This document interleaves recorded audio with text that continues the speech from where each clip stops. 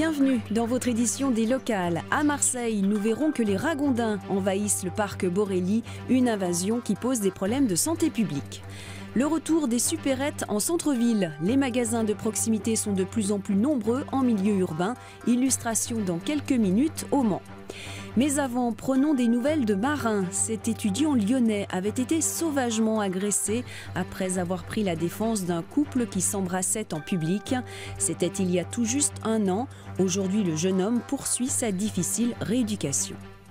Il y a un an, le sort de Marin avait ému la France entière. Aujourd'hui encore, tous ceux qui avaient salué son geste à l'époque continuent de suivre pas à pas sa rééducation. Ils sont chaque jour 180 000 sur les réseaux sociaux. Quant aux lettres de soutien, sa maman en reçoit encore tous les jours. Alors tout ça, c'est une partie et seulement une partie de ce qui a été reçu. Il y a des petits mots, des lettres hyper émouvantes, des messages gentils, énormément de choses qui nous font du bien et nous confirment dans l'idée que Marin a eu raison, il a bien fait. Actuellement, Marin essaye de se reconstruire dans un centre de rééducation en Suisse. Sa famille s'apprête à le rejoindre pour passer le 11 novembre avec lui. C'est à cette date l'an dernier qu'un mineur de 17 ans l'avait violemment agressé à coups de béquille à la Pardieu. Marin cherchait simplement à apaiser les tensions entre lui et un couple qui passait par là. Où il en est aujourd'hui? Il se déplace quand même difficilement. Il porte toujours un casque parce qu'une prothèse doit lui être remise prochainement, mais ce n'est pas encore le cas. Donc il n'a plus d'os pour protéger son cerveau et donc il est important qu'il soit protégé si en cas de chute ou quoi que ce soit. Après, la mémoire reste assez capricieuse. La mémoire, toutes les facultés cognitives, le fait de faire des choix, de s'organiser, il en est totalement incapable malheureusement pour l'instant. Les soins de Marin coûtent 2 000 € par jour. Afin de pouvoir les financer, sa famille a créé en février dernier une association, la Tête Haute, qui possède aujourd'hui ses propres bureaux et une secrétaire à mi-temps. Sans l'association, sans les dons des gens, Marin n'aurait jamais pu partir dans ce centre si perfectionné. Et au-delà de ça, on a des projets aussi pour aider des personnes dans la même situation que nous. Il y aurait 2 volets. Le premier, des personnes qui souffrent d'un trauma crânien. Et un autre, c'est d'encourager le civisme. Le civisme auprès surtout des jeunes. Ne pas être passif. La Tête Haute organise un gala de charité à Lyon le 24 novembre, ainsi qu'un concert caritatif à Dessines le 25. Autre échéance à venir pour Marin, beaucoup plus douloureuse celle-là, le procès aux assises le 2 mai de son agresseur. Le boom des commerces de proximité. En 10 ans, le nombre de supérettes en centre-ville a augmenté de 40%. Un marché occupé par les grandes enseignes qui s'adaptent aux attentes des consommateurs citadins. Illustration au Mans. Un ultime effort de présentation pour la dernière née des supérettes au Mans. Carrefour, Biocoop, Casino, U-Express. À la gare comme dans l'hypercentre, les petites surfaces ont la cote. C'est moi, bonne journée. Au revoir monsieur, merci. La proximité, un concept qui séduit les consommateurs, quitte à payer plus cher.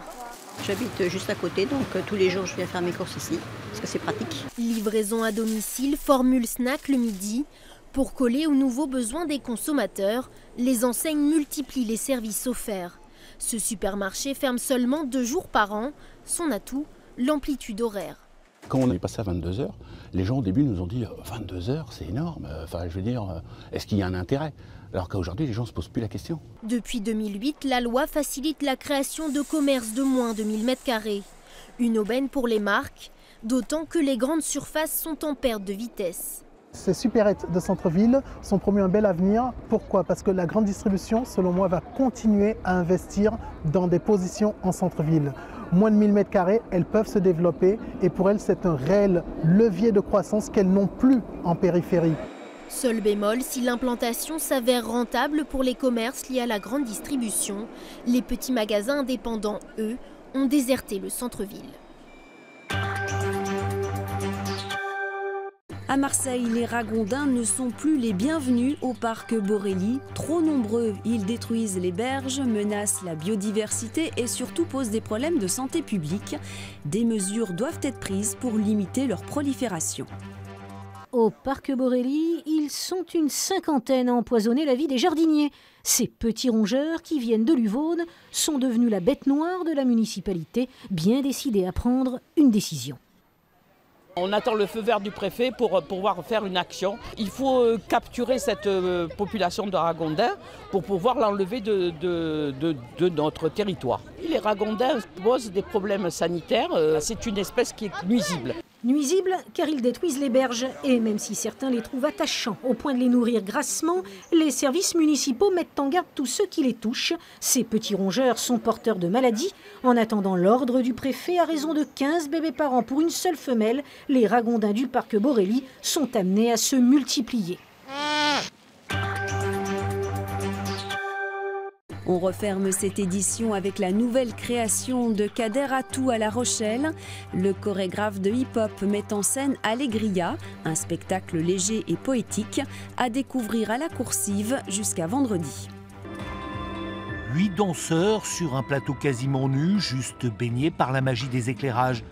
8 corps en mouvement, quasi perpétuels, déliés, souples, des maîtres dans l'art de la danse hip-hop. Ils réussissent à mêler à merveille la force physique et la fluidité du geste. C'est Allegria, la nouvelle création de Kader Atou. Pas un manifeste, Allegria, juste de la danse pour le plaisir, comme son nom l'indique. J'avais envie de raconter quelque chose, une pièce assez légère en fait, parce que je sortais de 2 créations un peu, pas intellectuelles, mais qui s'apparentaient au ballet, qui s'interrogeaient sur la notion du ballet. Et là, vraiment, sur ce spectacle-là, j'avais envie un peu plus de légèreté dans ma chorégraphie. Donc Allegria, dans ce sens-là. Et l'idée d'Allegria, c'est d'aller chercher la poésie là où elle se trouve. De la poésie, de la joie, de l'humour, dans une pièce qui s'inspire de l'univers de la bande dessinée ou du cinéma. Moment de grâce parfois, comme cette mer noire qui se lève sur la scène et semble emporter les corps. Pour cette nouvelle création, Kader Atou a intégré de nouveaux danseurs dans la compagnie Acro-Rap. Ils ont déjà trouvé leur place dans le groupe, même si pour cette générale, le chorégraphe pense encore qu'il y a 1000 détails à régler.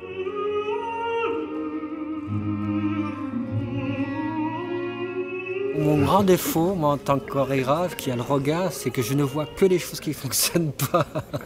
Et c'est vrai que voilà, donc il faut que je me force à dire mais c'était super, c'était chouette. Et nous aussi, on va vous le dire, Allegria, c'était super et l'on est heureux que Kader Atou ait pu poser sa valise à La Rochelle. Allez voir par vous-même, il reste des places.